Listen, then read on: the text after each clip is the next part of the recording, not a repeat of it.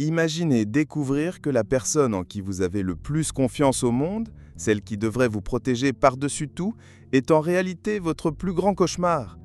Voici l'histoire dévastatrice d'une adolescente de 15 ans dont la vie a été interrompue de la façon la plus brutale possible par quelqu'un qu'elle appelait papa. Une affaire qui a laissé des enquêteurs expérimentés sous le choc, qui a fait qu'un jury ait décidé en quelques heures du destin le plus sévère possible et qui nous force à nous questionner jusqu'où peut aller la méchanceté humaine. Si vous ne faites pas encore partie de notre famille ici sur la chaîne, abonnez-vous maintenant pour ne rater aucune affaire réelle qui peut vous faire réfléchir sur la nature humaine. Le 23 décembre 2003, alors qu'ils n'étaient encore que des adolescents de 15 et 16 ans, Joshua Burgess et Acacia Pope, étudiants à la Weddington High School à Matthews, Caroline du Nord, sont devenus parents d'une petite fille qui a reçu le nom de Zaria Jocelyn Burgess. Comme il arrive avec de nombreuses relations jeunes qui commencent comme un amour de lycée, le couple n'a pas résisté au temps, mais tous deux se sont engagés à élever leur fille de la meilleure façon possible, même séparés. Joshua, un homme de 35 ans qui avait eu quelques problèmes avec la justice pour des délits de vol qualifié et crimes mineurs, avait finalement trouvé de la stabilité en travaillant comme chauffeur de semi-remorque. Pendant des années, ce fut l'un des rares emplois qu'il réussit à conserver car son casier judiciaire rendait très difficile l'obtention d'autres opportunités de travail. Il était courant de voir sur ses réseaux sociaux des photos où il était fier avec sa fille, que ce soit dans des foires locales, des voyages en camion à travers les États ou des moments simples du quotidien.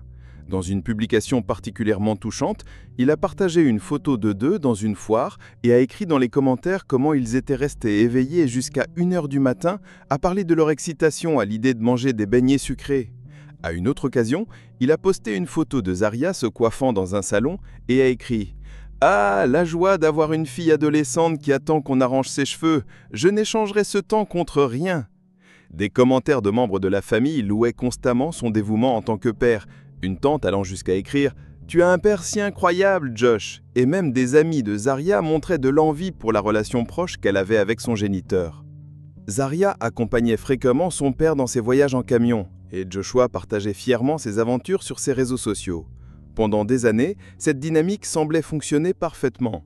La jeune fille était décrite par tous comme une adolescente heureuse et insouciante qui adorait faire sourire les gens. Elle participait activement à la fanfare de son école et faisait également partie de l'équipe de danse, démontrant être une jeune bien adaptée socialement. Cependant, alors que Zaria grandissait et devenait une jeune femme, commençant à développer sa propre personnalité et son indépendance, elle a commencé à confier à quelques amis proches que son père avait des épisodes de tempérament explosif qui la mettaient mal à l'aise. Elle rapportait que pendant les voyages en camion, qui étaient auparavant des moments spéciaux de connexion entre père et fille, il en arrivait maintenant à la menacer de l'abandonner sur la route pendant des disputes. Ces comportements ont fait que l'adolescente qui auparavant attendait avec impatience les week-ends avec son père a commencé à rechigner à passer ses périodes dans la maison paternelle. Elle a raconté à une de ses meilleures amies que parfois il explosait contre elle sans raison apparente et qu'elle pensait qu'il pourrait avoir de sérieux problèmes de contrôle de la colère. Le week-end du 18 août 2018, alors qu'elle était sur le point de commencer sa deuxième année de lycée à Monroe High School, Zaria a essayé de toutes les manières d'éviter d'aller chez son père. D'abord, elle a envoyé un message à une de ses meilleures amies pour demander à rester chez elle ce week-end-là. Mais la famille de l'amie avait des engagements et devait sortir très tôt le matin suivant, donc ce ne serait pas possible.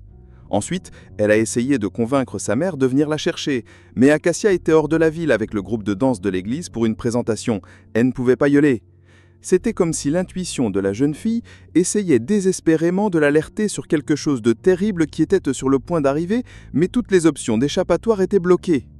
Le matin du dimanche 9 août 2018, vers 9h24, Joshua s'est rendu au département du shérif du comté d'Union. Des témoins ont rapporté qu'il semblait un peu perdu, marchant d'un côté à l'autre avant de finalement s'approcher de la réception.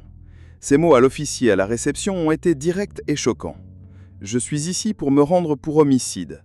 Le fonctionnaire, suivant le protocole standard, a commencé à taper sur l'ordinateur pour rechercher des mandats en suspens au nom de Joshua, mais il l'a interrompu brusquement. « Vous ne me trouverez pas là-dedans, je viens de tuer quelqu'un ». Cette déclaration a immédiatement déclenché toutes les alarmes dans le département. Joshua a été rapidement emmené dans une salle d'interrogatoire, où il a fourni des détails spécifiques sur ce qui s'était passé et, plus important, donné l'adresse exacte où le corps pourrait être trouvé. Quand les premiers officiers sont arrivés à la maison, sur Hampton Meadows Road, près de Monroe, Ils ont immédiatement perçu qu'il ne s'agissait pas d'une scène de crime commune. 2 enquêteurs spécialisés ont été appelés pour mener l'enquête, et ce qu'ils ont trouvé a été décrit par la suite comme l'une des scènes les plus troublantes et choquantes qu'ils avaient jamais vues dans leur carrière.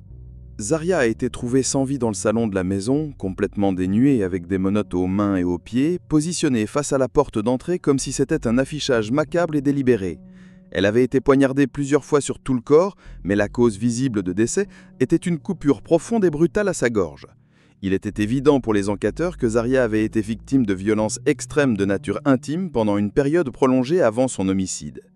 Ce qui rendait ce crime encore plus incompréhensible pour tous ceux qui connaissaient la famille, c'est que Joshua avait régulièrement posté au propos de son amour pour sa fille au cours des années, partageant des moments spéciaux et démontrant ce qui semblait être un amour paternel authentique. Une publication de 2016 prendrait un sens sinistre et prophétique quand elle serait revisitée après le crime. Une photo de lui tenant un couteau avec la légende « J'aime vraiment découper les gens. Oups, je voulais dire les choses. J'aime vraiment découper les choses. » En arrière-plan de la photo, il était possible de voir une collection de plusieurs couteaux différents, suggérant une fascination préoccupante avec ces objets tranchants. Quand Joshua a fait sa première apparition au tribunal, il y a eu un soupir audible de choc quand l'accusation a expliqué exactement ce qui était arrivé à Zarya. Il a été formellement accusé d'homicide agréé premier degré, enlèvement et une série de crimes de nature intime contre les mineurs de moins de 18 ans. L'État de Caroline du Nord a décidé de chercher la peine de mort, ce qui signifiait qu'un jury devrait être sélectionné pour déterminer son destin même s'il avait déjà avoué ses crimes. Pendant le procès qui a suivi, les défenseurs publics de Joshua ont essayé d'empêcher que ses confessions enregistrées soient reproduites pour le jury. Mais cette demande a été refusée par le juge. Les jurés ont été forcés d'entendre en détail les preuves sur le traumatisme que Zarya avait subi, qui a été décrit comme le plus de 24 heures de tourments psychologiques et physiques. Ce que les enregistrements des confessions ont révélé était encore plus choquant et troublant que ce que n'importe qui aurait pu imaginer initialement.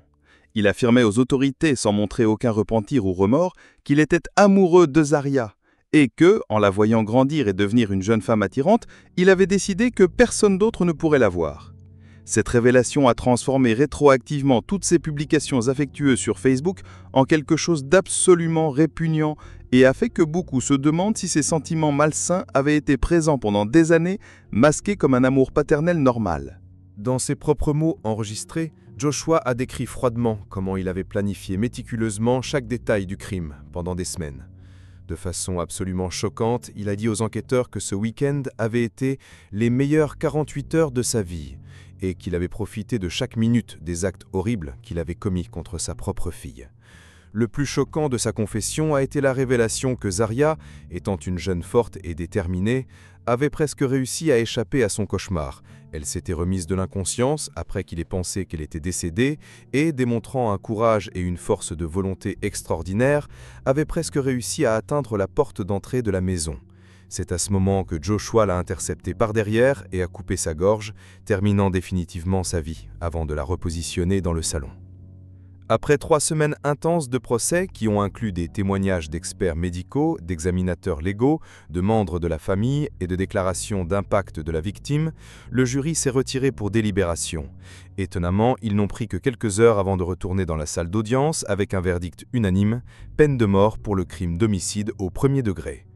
Joshua a également reçu plus de 70 ans de prison pour les autres crimes, garantissant que même si la sentence capitale était contestée en appel, il resterait incarcéré pour le reste de sa vie naturelle.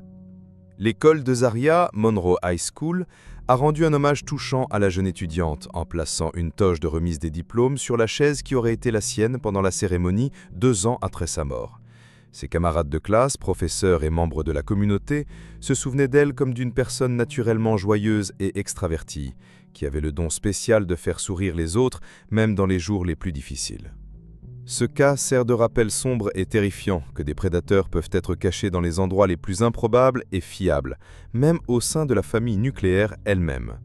L'intuition de Zarya ce week-end final, sa réticence désespérée à aller chez son père et ses efforts pour trouver des alternatives suggèrent que peut-être elle pressentait instinctivement le danger qui l'attendait. Mais malheureusement, il n'y avait aucun moyen pour elle d'imaginer la véritable étendue de la méchanceté et de la dépravation qu'elle rencontrerait. Actuellement, Joshua Burger reste dans le couloir de la mort en Caroline du Nord, où il attendra jusqu'à ce que sa sentence soit exécutée.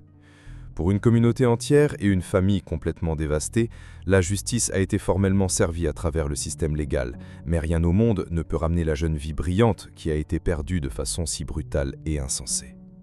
Si cette affaire vous a impacté autant qu'elle m'a impacté, laissez votre opinion dans les commentaires. Et si vous avez des suggestions d'autres affaires que vous aimeriez voir analysées ici sur la chaîne, n'oubliez pas de les partager. Votre participation est fondamentale pour que nous continuions à apporter ces histoires importantes, même si elles sont difficiles à entendre. N'oubliez pas de vous abonner si vous ne l'êtes pas encore et d'activer les notifications pour ne manquer aucun nouveau contenu. À la prochaine affaire!